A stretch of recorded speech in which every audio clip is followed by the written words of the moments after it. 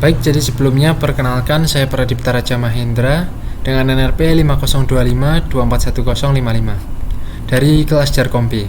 Jadi pada kesempatan kali ini saya ingin menjelaskan atau mendemokan hasil praktikum 4 saya kemarin. Oke, yang pertama di sini topologi saya seperti yang ada di soal seperti ini. Terus selanjutnya nomor 1 di sini melakukan subnetting pada topologi tersebut menggunakan metode VLSM. Nah, untuk metode VLSM sendiri seperti yang ada di contohnya seperti ini. Jadi di sini saya menghitung dari kebutuhan setiap host per PC-nya. Jadi di sini untuk per subnet, umpamanya di sini saya di sini membuat untuk subnet 1. Jadi di sini saya hitung totalnya berapa host per PC yang dibutuhkan. Jadi di sini ada 115 PC, 115 host per PC-nya. Jadi di situ saya menghitungnya menggunakan, nah di sini 115 masuknya di sini di subnet netmask 25.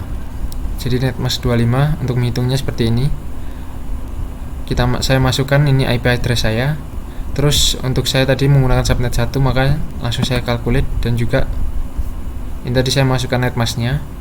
Nah, ini untuk NID-nya ada yang ini dan ini, dan juga untuk usable IP-nya ada yang dari ini sampai sini, dan juga untuk NID satunya dari sini sampai sini. Oke, untuk perhitungannya seperti itu.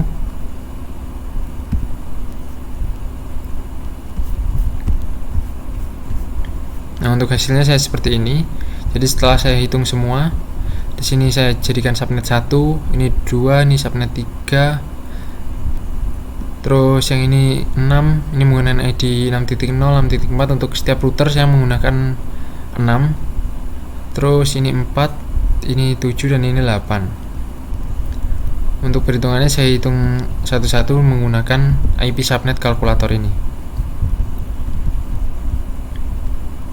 Lalu selanjutnya setelah menghitung subnetting tadi, saya memasukkan konfigan dari setiap subnet tadi ke dalam setiap router dan juga setiap PC dan juga web server ke semua node-nya. Oke, selanjutnya nomor 2, membuat agar router 2 dapat melakukan koneksi ke internet. Nah, di sini saya menginstal IP tables terlebih dahulu. Terus setelah itu menambahkan rule IP table seperti ini untuk bisa connect ke internet. Jadi di sini untuk menyambungkan ke NAT ini di ETH3.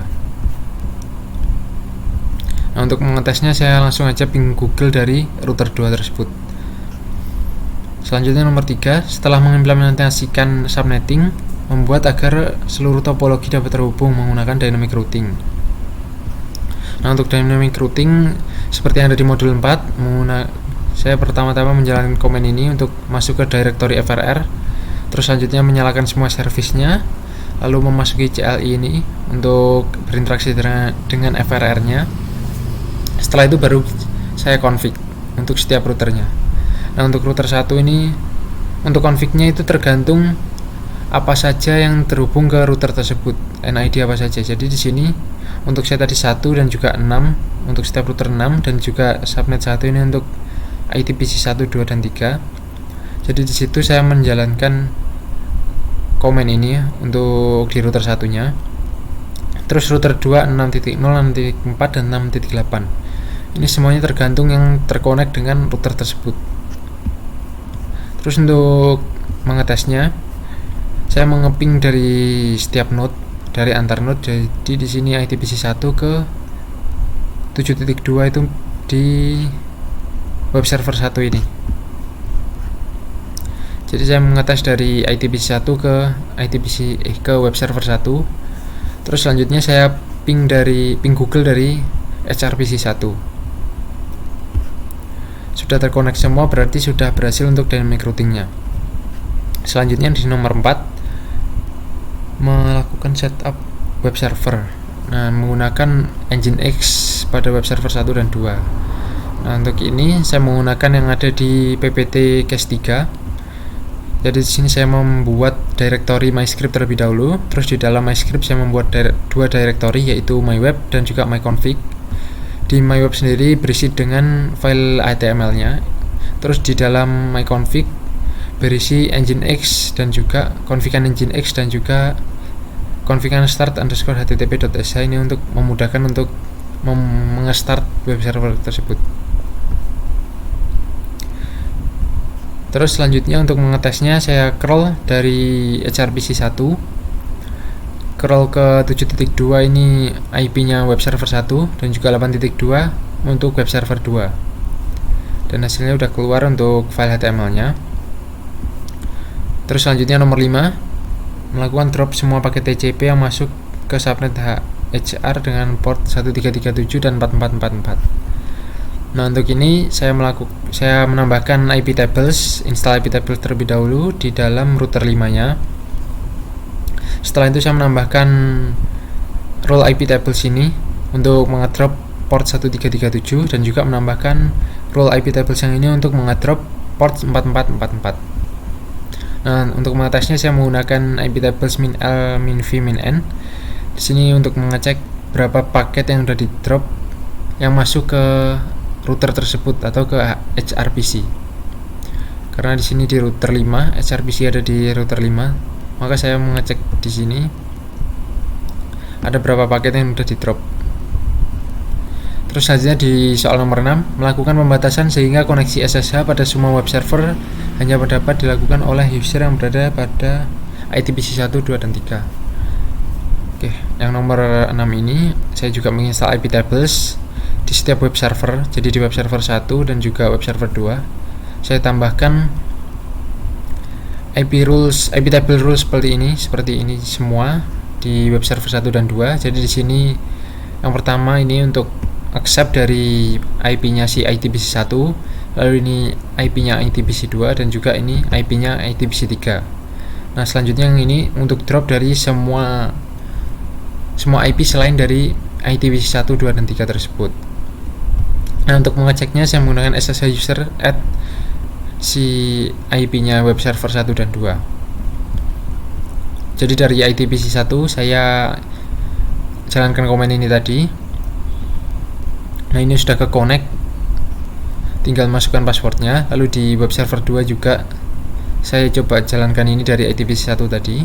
Ini juga sudah terconnect. Dan ini adalah config chain-nya, status dan config chain-nya. Ini sudah accepted dari ITPC 1, ITPC 2, dan ITPC 3, dan ini di drop dari selain ketiga PC tersebut. Selanjutnya soal nomor 7, semua subnet hanya dapat mengakses semua DB server pada port 80 dan 443 pada hari Senin sampai Sabtu pukul 7 sampai 10 malam. Nah, untuk menambahkan ini, jadi di sini saya menambahkan di dalam IP tables rule di dalam DB server 1 dan juga 2. Jadi di sini saya tambahkan ini IP table rules-nya seperti ini. Time start-nya 7 dan stop-nya jam 10 malam. Terus untuk harinya dari Senin sampai dengan Sabtu. Terus selain di jam dan hari itu, maka akan di drop, otomatis ke drop, dan juga saya IP table save. Terus saya cek di sini. Ini untuk harinya, hari Jumat tanggal 21 November. Untuk jamnya jam 12 siang. Nah, di sini. Jadi di sini saya menggunakan netcat. Di sini hasilnya connection reviews, tapi selain dari port ini, maka tidak akan keluar apa-apa. Jadi sebenarnya ini sudah berhasil, tetapi tinggal komen ininya saja yang berbeda. Sebenarnya ini bisa diganti dengan succeed, tapi kemarin saya belum ganti. Tapi selain dari port ini tidak akan keluar apa-apa. Jadi ini sebenarnya sudah berhasil. Oke, selanjutnya nomor 8, membuat agar web server 1 dan web server 2 hanya memperbolehkan traffic bertipe HTTP. Jadi di sini web server 1 dan 2 bertipe HTTP.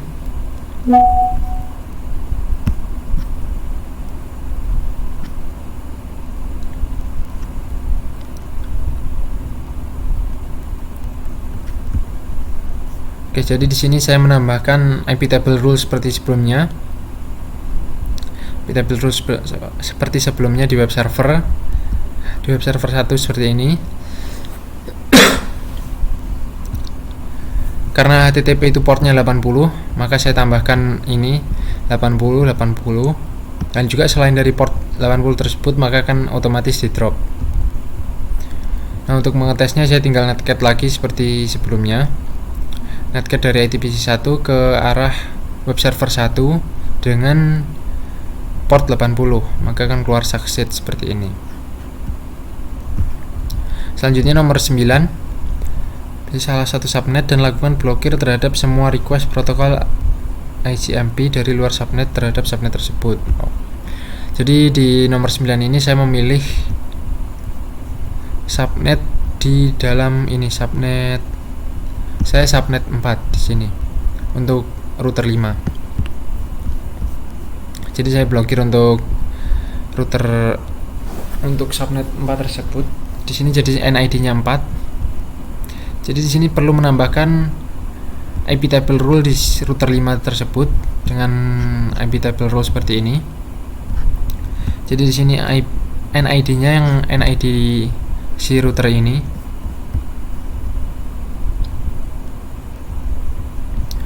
Untuk mengetesnya saya tinggal mengeping dari ITPC 2 ke arah HRPC-nya. Jadi di sini HRPC-nya di sini IP-nya 4.2 dan ini HRPC 2 4.3. Saya mengetes di sini. Mengetes ini 4.2 untuk HRPC 1. Terus ini untuk ping dari satu subnetnya. Jadi dari HRPC 1 ke arah 4.3 HRPC 2. Nah, untuk satu subnetnya masih bisa, tetapi dari luar subnet di ITPC 2 tidak bisa mengeping ke arah HRPC tersebut, karena sudah dilakukan blokir dari si routernya tersebut. Oke, selanjutnya nomor 10, konfigurasi fitur logging untuk melakukan log terhadap seluruh paket yang di drop pada lalu lintas setiap node. Nah, untuk yang di nomor 10 ini menambahkan logging. Jadi di sini menambahkan di setiap yang ada tadi, yang ada untuk blokir dan lainnya. Jadi untuk menambah trafficnya, yang ada trafficnya di setiap node tersebut.